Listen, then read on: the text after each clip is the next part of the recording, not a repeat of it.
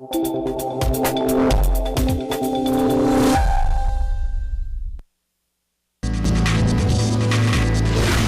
decisão é da subseção de Corrente, que condenou, além do ex-prefeito do município de São Gonçalo do Gurgueia, a cunhada dele, então secretária de Educação. Uma companhia estrangeira entrou com ação de cobrança contra uma firma brasileira de importação e exportação. Empresas não cumprem a lei do jovem aprendiz. Aqui no Ministério Público do Trabalho do Distrito Federal, há 50 inquéritos abertos. Os cargos majoritários em disputa são os de senador, governador e presidente da República. As atribuições de cada um estão bem definidas na Constituição Federal.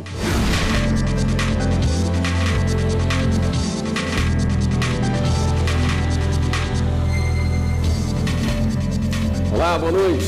Boa noite para você. O ministro Celso de Mello deve julgar o novo recurso do ex-presidente Luiz Inácio Lula da Silva para ampliar o prazo de substituição do candidato do PT à presidência da República. A repórter Carla Lucena tem os detalhes para a gente. Vamos falar com ela. Boa noite, Carla. Olá, Érica, boa noite para você, boa noite a todos. O pedido para prorrogar esse prazo chegou aqui ao STF hoje pela manhã. Os advogados do Partido dos Trabalhadores querem que a substituição de Lula como candidato à presidência da República pelo PT passe para a próxima segunda-feira, dia 17 de setembro. O TSE deu prazo de 10 dias para que o partido fizesse essa substituição e o prazo vence amanhã. Esse pedido ainda não foi julgado aqui pelo Supremo. O responsável é o ministro Celso de Mello e ele pode se manifestar a qualquer momento. Esse é o segundo pedido para prorrogar esse prazo. Ontem à noite, a presidente do TSE, a ministra Rosa Weber, negou a prorrogação. E ainda na mesma decisão, ela decidiu enviar para apreciação do STF o recurso que trata sobre a inelegibilidade do petista. Sobre este recurso, a defesa de Lula pede que o ministro Celso de Mello leve o caso para ser julgado pelo plenário. Lembrando que na madrugada do dia 1º de setembro, o TSE negou a candidatura de Lula e ele segue, então, portanto, impedido de concorrer às eleições deste ano. Voltamos ao estúdio. Obrigado, Carla. No Piauí, a Justiça Federal condenou o ex-prefeito de São Gonçalo do Gurgueia por desviar recursos públicos. A decisão é da subseção de Corrente, que condenou, além do ex-prefeito do município de São Gonçalo do Gurgueia, a cunhada dele, então secretária de Educação. Ambos terão que cumprir 5 anos e 3 meses de prisão. Ficaram inabilitados para exercer cargo ou função pública também por 5 anos e precisam devolver ao erário a verba utilizada indevidamente. Isso porque eles usaram dinheiro público para pagar os serviços domésticos da casa do ex-gestor, mediante contratação irregular da cozinheira dos réus como servidora pública da educação. O ministro Gilmar Mendes, do Supremo Tribunal Federal, cassou decisão da 4ª Câmara Civil Reunida do Tribunal de Justiça do Estado do Mato Grosso, que determinou a paralisação das obras de implantação da pequena central hidrelétrica Maracanã, em Nova Marilândia, até a apresentação de documentos sobre o impacto ambiental. Segundo a decisão, o acórdão da Corte Estadual violou a súmula vinculante 10 do STF, que trata da cláusula de reserva de plenário. Esse dispositivo estabelece que somente pelo voto da maioria absoluta de seus membros, os tribunais podem declarar a inconstitucionalidade de uma lei ou ato normativo do poder público. Ao julgar procedente a reclamação, o relator determinou que a Justiça Estadual tome outra decisão no caso, seguindo o artigo 97 da Constituição Federal. O ministro Ricardo Lewandowski, do Supremo Tribunal Federal, divulgou a programação da audiência pública sobre a transferência de controle acionário de empresas públicas, sociedades de economia mista e de subsidiárias. O tema está em debate na ação direta de inconstitucionalidade 5624. A audiência, que contará com 39 participantes, será realizada no dia 28 de setembro, das 9 da manhã às 6 da tarde, na sala de sessões da primeira turma do STF. O relator informou que as contribuições dos habilitados a participar da audiência deverão ser enviadas por escrito até o dia 18 de setembro. Os interessados em utilizar recursos audiovisuais na exposição devem enviar os arquivos também até essa data. O Superior Tribunal de Justiça afastou a exigência de caução para que uma empresa estrangeira possa processar no Brasil, após a comprovação de que está devidamente representada no país. Uma companhia estrangeira entrou com ação de cobrança contra uma firma brasileira de importação e exportação. Em primeira instância, o processo foi extinto sem resolução de mérito, porque a autora deixou de efetuar o depósito da caução prevista em lei. O Tribunal de Justiça de São Paulo manteve a extinção por entender que a caução era exigível, pois a empresa estrangeira não tinha devida representação no país. Aqui no STJ, a empresa estrangeira argumentou que nomeou a sede brasileira da companhia como agente geral no país, com poderes inclusive para mover ações judiciais em defesa dos interesses dela. O relator, ministro Moura Ribeiro, aceitou os argumentos. Ele observou que não ficou justificada a alegação contida no acórdão recorrido de que a autora é empresa estrangeira sem domicílio e bens. Por isso, o ministro determinou o retorno dos autos à origem para que prossiga no julgamento da ação de cobrança sem a exigência de caução. A Justiça determinou o bloqueio de mais de 33 milhões de reais da Conlurb, a Companhia de Limpeza Urbana do Rio de Janeiro. O motivo é uma dívida da Prefeitura com uma empresa responsável pelo Centro de Tratamento de Resíduos Sólidos de Seropédica, na Baixada Fluminense. É para lá que é levado todo o lixo do Rio de Janeiro. O valor corresponde aos serviços prestados em novembro e dezembro do ano passado que não foram pagos. A empresa cobra ainda outros 27 milhões referentes ao reajuste contratual que não foi pago pela Conlurb. No total, a dívida é de 60 milhões. A Conlurb disse que o bloqueio dificulta o serviço da companhia, reconheceu a dívida e informou que o débito é consequência de dificuldades financeiras. A concessionária também indicou à Justiça 2 imóveis próprios como garantia para o pagamento da dívida. E você vai ver daqui a pouco, direito do menor. Empresas não cumprem a lei do jovem aprendiz. Aqui no Ministério Público do Trabalho do Distrito Federal, há 50 inquéritos abertos.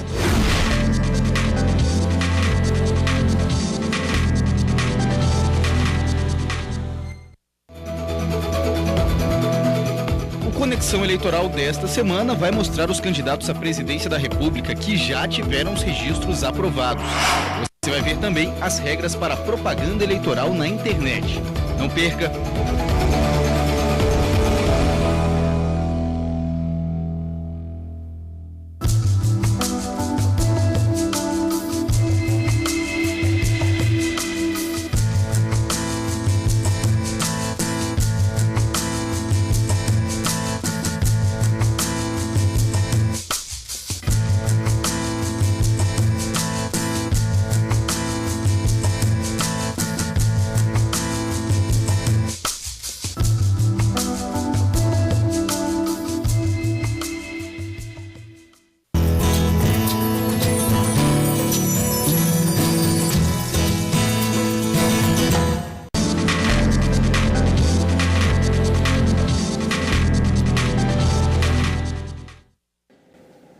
O ministro Edson Fachin, do Supremo Tribunal Federal, negou o pedido de liminar a 3 presos preventivamente na Operação Lava Jato. O ministro não viu ilegalidade flagrante que autorize a revogação das prisões. A repórter Fernanda Porto, ao vivo, tem os detalhes dessa decisão para a gente. Boa noite, Fernanda. Boa noite, Érica. Boa noite a todos. Os 3 presos preventivos são o ex-gerente da Transpetro, José Antônio de Jesus, o ex-gerente da Petroquisa, Djalma Rodrigues de Souza, e o engenheiro Sérgio Souza Bocalete. Todos são acusados de participação em esquema de corrupção ligado à Operação Lava Jato. Ao negar os pedidos de liberdade provisória, o ministro do STF, Edson Fachin, ressaltou que não há ilegalidade no trâmite das prisões preventivas. E para dar andamento ao julgamento final dos habeas corpus, o ministro determinou ainda que a PGR se manifeste sobre os casos. Eu volto ao estúdio. Obrigado, Fernanda. As empresas são obrigadas a contratar jovens aprendizes, mas nem todas cumprem a lei. Só no Distrito Federal, há 50 inquéritos abertos no Ministério Público do Trabalho para apurar esse tipo de prática. Este é o primeiro emprego de Letícia, de 15 anos. Ela trabalha há 9 meses numa empresa estatal do Distrito Federal. É uma jovem aprendiz. Eu queria muito trabalhar e para ajudar minha família e comprar minhas próprias coisas. Está sendo muito corrido, mas está sendo muito bom. Esta categoria está na CLT, que prevê um contrato de trabalho especial em que o empregador se compromete a assegurar a jovens entre 14 e 24 anos um programa de formação técnico-profissional. As empresas são obrigadas a contratar de 5% a 15% de jovens aprendizes do total de funcionários. Mas muitas empresas não cumprem essa cota legal. No Distrito Federal, o Ministério Público do Trabalho obrigou uma aviação de ônibus a admitir 125 jovens aprendizes dentro de 2 meses. A Justiça do Trabalho estabeleceu multa diária de R$1.000 por aprendiz não contratado. Aqui no Ministério Público do Trabalho do Distrito Federal, há 50 inquéritos abertos para investigar as empresas que não cumprem a lei do jovem aprendiz. E a maioria das ações que já tiveram uma solução da Justiça não é favorável aos empresários. Nos 2 últimos meses, as empresas perderam 6 das 7 ações na Justiça, a maioria do setor de transporte e de vigilância. Muitas alegam que não podem colocar jovens aprendizes em atividades de risco, mas o procurador do Trabalho, Paulo Neto, diz que a legislação prevê uma forma alternativa. Por intermédio de um convênio, um termo de compromisso assinado com o Ministério do Trabalho, e a contratação de uma empresa, de uma entidade qualificadora que vai dar a parte teórica dessa qualificação para os adolescentes. E os adolescentes, a parte prática, eles vão receber em órgãos públicos, unidades do sistema socioeducativo ou então organizações não governamentais. Esta consultora de recursos humanos afirma que a contratação do jovem aprendiz pode ser boa para a empresa. A principal vantagem seria você ter um profissional, já sendo treinado para uma possível vaga que a empresa venha a ter. Hoje o processo seletivo ele é muito caro, a contratação é muito cara. Então o investimento que o empresário teria em treinar essa pessoa antes, assim que ele tivesse preparado ou que ele concluir o curso dele, ele pode ser imediatamente contratado pela empresa. A Novacap, companhia urbanizadora da Nova Capital, contrata jovens aprendizes há cerca de 25 anos em Brasília. Hoje, 180 dos 2.300 funcionários são dessa categoria. É um programa que insere o jovem no mercado de trabalho, é um programa que ajuda as famílias, porque as famílias oriundas desses jovens são todas famílias carentes, que são feitas uma seleção de famílias carentes. Então é um programa que dá muito certo, que a Novacap hoje se orgulha muito desse programa já há 25 anos. O William, de 20 anos, trabalha na diretoria de edificações da companhia. Ele recebe 75% do salário mínimo, vale transporte e alimentação. Tem carteira assinada com todos os direitos trabalhistas. Quando eu tinha uns 15, 16 anos, aí eu queria trabalhar com auxiliar administrativo, é isso que eu quero. Cresce o número de vagas para trabalhadores temporários em várias regiões do país. Na Bahia, por exemplo, só no primeiro trimestre deste ano foram criadas mais de 3.000 vagas do que no mesmo período do ano passado. Melina estava sem trabalhar há 1 ano. Já que é formada em psicologia, ela foi contratada como temporária numa empresa de recrutamento. Curiosamente, para a seleção de outros temporários. Eu vim com o objetivo de me recolocar no mercado de trabalho e eu fui contratada para um projeto específico. Então, eu faço o processo seletivo, cuido de todos os processos seletivos, faço abordagem com o candidato, dou um retorno positivo, dou um retorno negativo. Uma pesquisa feita pela Associação Brasileira de Trabalho Temporário, junto com a Caixa Econômica Federal, mostra que o número de contratações neste formato aumentou mais de 17% entre janeiro e março deste ano. Foram 3.124 novas vagas por dia. Em 2017, foram criadas mais de 1 milhão de vagas de temporários. Jusileila é gerente regional da empresa em que a Melina trabalha. Ela conta quais são os principais setores que absorvem a mão de obra temporária. O mercado nos aciona pedindo sempre pessoas para o varejo, que é para a área de vendas, mas também para a área de serviços e as indústrias. Em que períodos os temporários atuam normalmente? De forma geral, festivos para o comércio, quando a gente tem um aumento de vendas, mas as indústrias também pedem muito em movimentos de necessidade transitória, como a licença maternidade, como um acidente, um afastamento. O Serviço de Intermediação para o Trabalho, Cine Bahia, captou em 2017 6.029 vagas neste modelo. Apesar de a concentração delas ser no setor do comércio, por causa de várias datas comemorativas como Natal e Dia das Mães, o crescimento não foi o esperado. Uma expectativa que desses 20%, 6% se tornasse contrato permanente, porém não se confirmou essas contratações. O comércio de Salvador vem vivendo uma particularidade que não teve o reajuste salarial e, com isso, o volume de vendas não está correspondendo com a necessidade de mais contratações. Então, por enquanto, está estagnada essa questão de contratação temporária. O contrato dos temporários pode ser de até 180 dias, consecutivos ou não, caso o empregador precise e comprove a manutenção das condições que o originaram, pode prolongar por mais 90, totalizando 270 dias. Os direitos do trabalhador temporário são exatamente os mesmos do trabalhador por tempo indeterminado. A diferença é que ele não vai ter direito a aviso prévio e multa de 40%. Porque essas parcelas são devidas ao trabalhador por tempo indeterminado, em razão exatamente de o fim do contrato se dar de maneira inesperada e para fazer com que ele se prepare para tentar arrumar um novo emprego. É necessário fazer o registro escrito, primeiro. Instrumento de contrato escrito, inclusive constando lá o prazo que o contrato vai durar, e o registro na carteira de trabalho. Novos equipamentos e programas de computador estão chegando para agilizar os inquéritos policiais e os processos judiciais em Porto Alegre. Os equipamentos já foram entregues pela Vara de Execução, da Vara de Execuções Penais e Medidas Alternativas da capital gaúcha. Um software, uma câmera e um computador.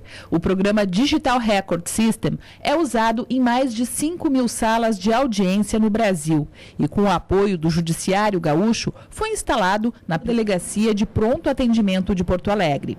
A partir de agora, quem sentar nesta cadeira terá sua declaração gravada em áudio e vídeo. Esses vídeos vão receber marcações que destacam as partes importantes do depoimento.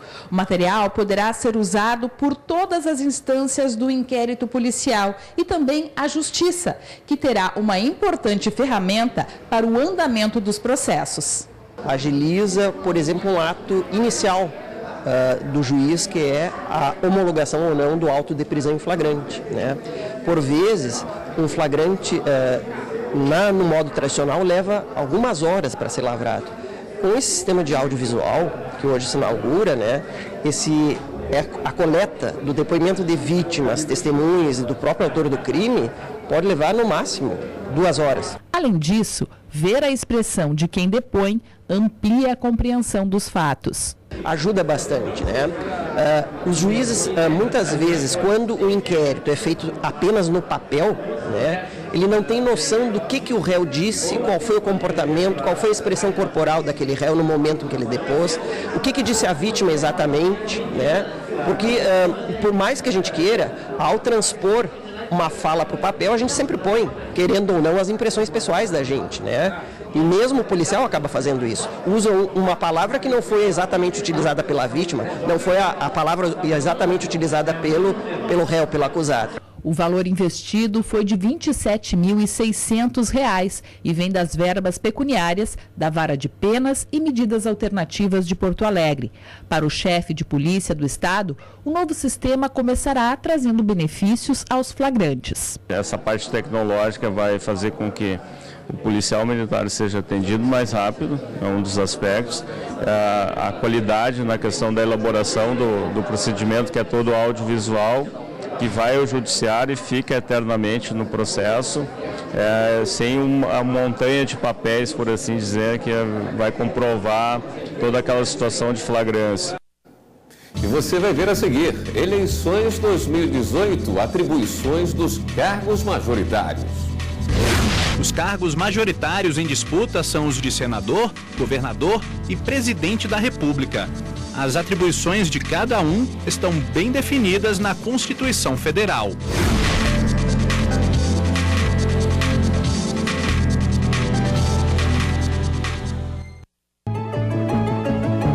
No Saber Direito Profissão deste fim de semana, o bate-papo é com o advogado e professor Fabiano Jantalha.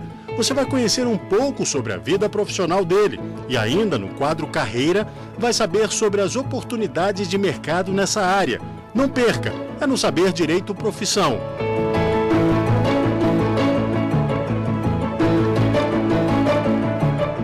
Eu sei que está difícil acreditar mas não podemos parar de sonhar em reconstruir esse país. Não dá pra olhar pra trás, não dá pra errar de novo. Só Geraldo vai devolver o Brasil pro nosso povo. O Brasil é Geraldo, da mão no coração. O Brasil é Geraldo, é cabeça e coração. Como está estruturado o sistema financeiro nacional? Quais são as leis que regem o sistema cooperativo de crédito no Brasil? Estas e outras questões estão no Saber Direito Responde. Estudantes tiram dúvidas no estúdio e também pelo WhatsApp. Neste fim de semana, o professor Fabiano Jantalha fala sobre o sistema financeiro. É no Saber Direito Responde.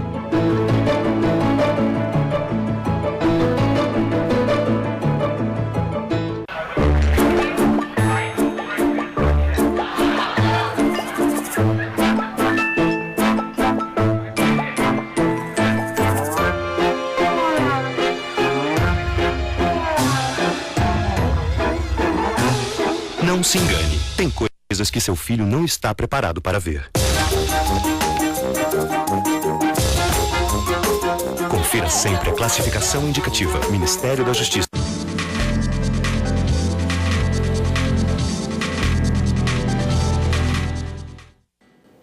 Você já pensou em estudar no exterior? Que tal Portugal? Oportunidade que se abre para quem já fez ou ainda vai fazer o Exame Nacional do Ensino Médio. E as chances são boas, já que algumas universidades de Portugal passaram a utilizar a nota do Enem para estudantes brasileiros. E olha que tem muita gente saindo daqui para estudar lá. Em menos de 4 anos, mais de 1.000 estudantes deixaram o Brasil rumo a Portugal. As fotos mostram um pouco da nova rotina diária em Portugal. Há um ano, ela cursa economia na cidade de Porto. Apesar da cultura local ser parecida com a do Brasil, a estudante precisou passar por um processo de adaptação. Mesmo sendo português, parece que é uma outra língua. Quando eu cheguei lá, as pessoas falavam e eu ficava, meu Deus, eu não tô entendendo nada. Mas aí com o tempo se acostuma e tudo mais. Yara faz parte do grupo de cerca de 1.200 estudantes brasileiros que atualmente fazem curso superior em Portugal. Estudar no exterior, muitas vezes, parece um sonho difícil de realizar. Mas desde 2014 isso vem mudando. Porque o INEP, o Instituto Nacional de Estudos e Pesquisas Educacionais, Anísio Teixeira, fechou vários convênios com universidades portuguesas. Hoje, das 29 instituições, 23 já são conveniadas ao Brasil. E na hora de fazer a matrícula, a nota do Enem tem um peso importante. Mas esse advogado faz um alerta. Antes de decidir estudar em outro país, é preciso pesquisar sobre a validação do diploma aqui no Brasil. O estudante precisa se adaptar a essa futura segunda vida que vai ter no exterior, pesquisando sobre o país, os seus hábitos culturais, suas tradições acadêmicas, e ao mesmo tempo saber qual é o curso que ele deseja, porque às vezes é muito difícil, não só a validação, no caso da medicina é um exemplo, na volta ao Brasil, como também às vezes algumas ciências não se adaptam. Eleições 2018. 569 candidatos vão disputar os cargos majoritários no próximo mês de outubro. Confira as atribuições desses cargos e como é feita a contagem dos votos desses candidatos. Os cargos majoritários em disputa são os de senador, governador e presidente da República. As atribuições de cada um estão bem definidas na Constituição Federal. Os senadores representam os estados e o Distrito Federal, fazem leis e fiscalizam os atos do Poder Executivo. O governador exerce o Poder Executivo na esfera dos estados e do Distrito Federal. Além da função de administrador, participa do processo legislativo e responde também pela segurança pública. O presidente da República governa e administra os interesses públicos da nação. Tem o dever de sustentar a integridade do país e apresentar um plano de governo com programas prioritários, projetos de lei de diretrizes orçamentárias e propostas de orçamento. Exerce atribuições administrativas, legislativas e militares. Em outubro, 357 candidatos disputam 54 vagas no Senado. 199 concorrem aos governos dos 26 estados e do Distrito Federal. e 13 buscam o posto de presidente da República. Todos esses cargos são chamados de majoritários porque serão eleitos os candidatos que receberem a maioria dos votos. No que diz respeito aos cargos do Executivo, que é presidente da República e governador do Estado, o critério é de maioria absoluta. Vence o candidato que obtiver a maioria absoluta. Se isso ocorrer em primeiro turno, só é realizado mesmo um turno e o candidato sagra-se eleito já nessa primeira fase. Caso um candidato não atinja mais de 50% dos votos, ou seja, a maioria absoluta dos votos válidos, é necessária a realização de um segundo turno, em que vão os dois candidatos que tiveram a maior quantidade de votos. No que diz respeito ao cargo, às eleições para o cargo de senador federal, é um pouco diferente. Vencem os dois candidatos que obtiverem a maior somativa, o maior somatório de votos. O especialista em direito eleitoral ainda lembra um detalhe em relação à eleição para o Senado. Nem todos os integrantes da Casa Legislativa são eleitos no mesmo ano. Cada estado tem 3 cadeiras no Senado Federal e cada senador tem um mandato de 8 anos. E como isso acontece? A renovação da casa ocorre de forma parcial. E um pleito ocorre a renovação de 1/3 da casa. Sai um senador, entra outro senador. No pleito seguinte, é renovação dupla. Saem 2 senadores, entram 2 senadores, isso de cada estado. Ou seja, nessas eleições agora de 2018, é renovação dupla. Ou seja, cada estado lançará 2 senadores para o Senado Federal. Hora de dar um giro na rede, conferir as últimas notícias.